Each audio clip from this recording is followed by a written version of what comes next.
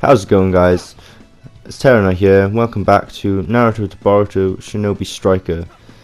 So this was going to be a video on the offensive type character, but the only footage that I had was so laggy that I didn't feel like I was able to use it. You can see what's going on right now. This is footage of the first night that I was playing, and it was just a bit of a mess. I thought I had more of the offensive character recorded, but apparently I did not, other than just this laggy bit. Well, the whole clip, but I've shortened it. So instead, it's going to become a Naruto video. So sit back and enjoy the ride. Okay, what's going on, guys? So playing as Naruto, I found that, I'm not sure if it's just the beta or what, but the actual characters from the series are so overpowered, but it's so much fun to play as them. So this is just a basic battle I'm going to show you now of me playing around as Naruto. I think this is one of the first times I've played as him. There's a little bit of a lag spike, but it doesn't affect this game at all as badly as the last clip I showed you. So yeah, at the moment we're just trying to get positioned on the scroll, and then, well, these guys, they haven't gone for the scroll at all. They've just gone for this one guy over here, so we go in to give him a bit of defense. So Naruto is an offensive character, so it's best to just fucking attack people. And as you can see, this is what I mean by overpowered. His moves recharge so quickly. You can just chain the abilities one after another. It's best to throw the Rasen Shuriken and then use a Rasengan to follow it up. And you can see that it does massive damage if you can chain it that quickly. I think the recharges got slowed down a little bit after the second beta. But they still recharge quite quickly, and it's a lot of fun playing as one of these characters. So a lot of the time in the beta, it seemed that a lot of people were playing as the ranged characters, because they got to take advantage of the fire type attacks you had 2 fire type attacks if you played your character in ranged, and the lock-on abilities of them were absolutely insane. But everyone's moves have a lock-on. Well, projectile moves have lock-on, so like Kunai won't have a lock-on, but if you throw a massive Rasengan Shuriken, then it's going to follow them. If you fire a fireball, it'll follow the target. So it's just the ninjutsu having a bit of a lock-on mode, but you know, it does help, because if you had to line it up yourself, then I think it would have been a bit more of a challenge. Or maybe if you were just locking onto the character, that would work as well. But even if you're not locked on, you kind of still fly towards the character that's in front of you.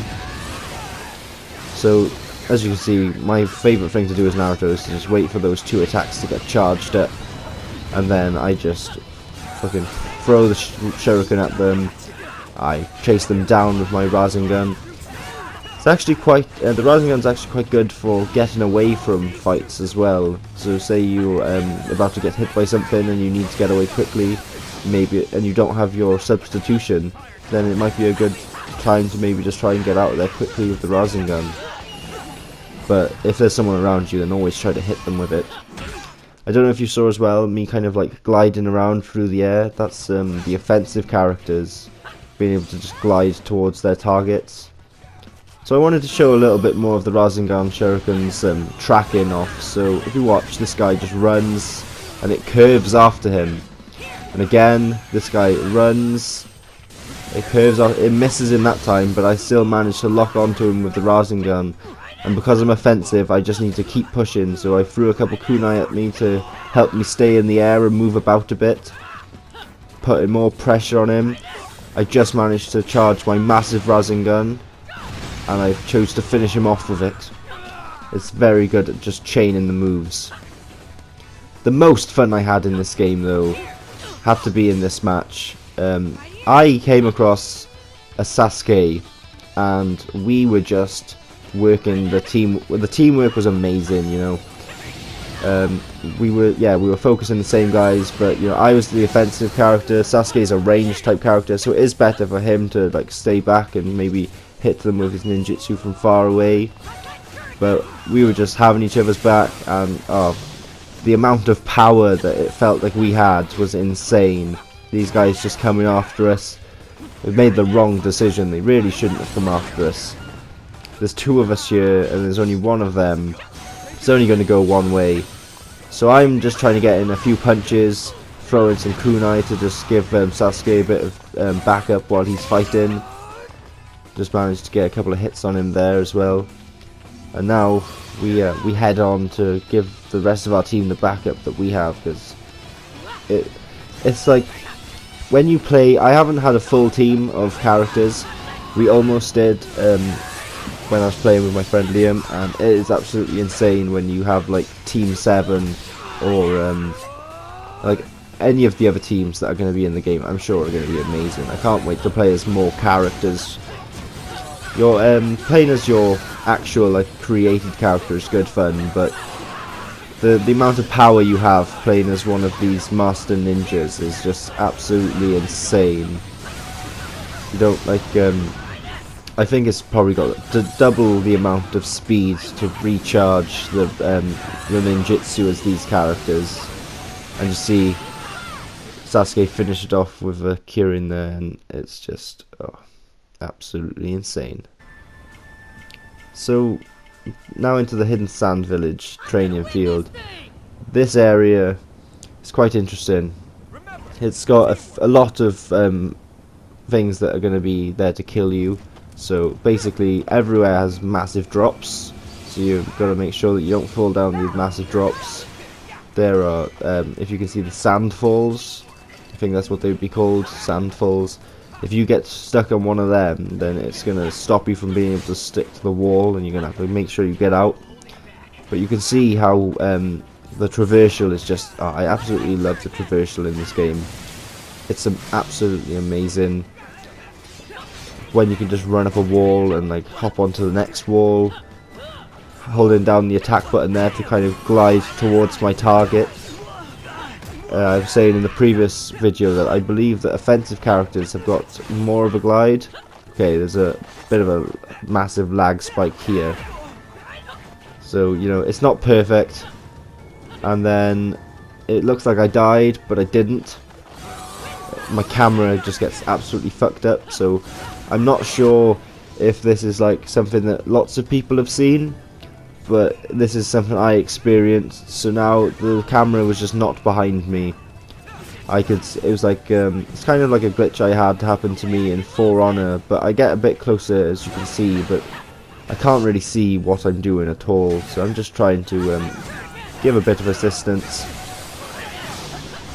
But the issue was only solved after getting killed.